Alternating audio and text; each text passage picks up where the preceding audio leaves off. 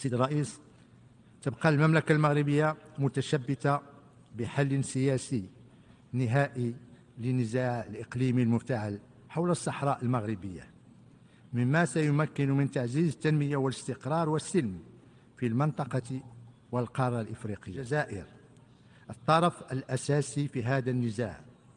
طبقا للقرار 2654 لمجلس الأمن، فإنه يجدد التأكيد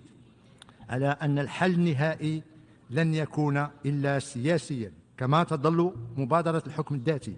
في إطار الوحدة الترابية للمملكة المغربية وسيادتها الوطنية هي الحل الوحيد والأوحد ولا بديل له لهذا النزاع الإقليمي المفتعل. وعلى هذا الأساس تدعم اليوم أكثر من 100 دولة من كل جهات العالم المبادرة المغربية للحكم الذاتي، كما افتتحت قرابة 30 دولة ومنظمة إقليمية قنصليات عامة لها في مدينتي العيون والداخلة، مؤكدة بذلك دعمها التام لمغربية الصحراء. تجدد المملكة المغربية التعبير عن قلقها البالغ بخصوص الوضع الإنساني الكارثي الذي تعرفه مخيمات تندوف بالجزائر، حيث فوضت الجزائر الدولة المضيفة سلطتها بشكل غير قانوني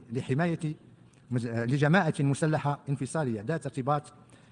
ذات ارتباطات مؤكدة وموثقة مع شبكات إرهابية وإجرامية دولية. إن هذا الوضع الشاذ يستدعي لفت انتباه المجتمع الدولي بخصوص رفض الجزائر السماح بتسجيل وإحصاء سكان المحتجزين بمخيمات تندوف في انتهاك واضح وصارخ لقانون الدولي ولنداءات متكررة لمجلس الأمن منذ 2011.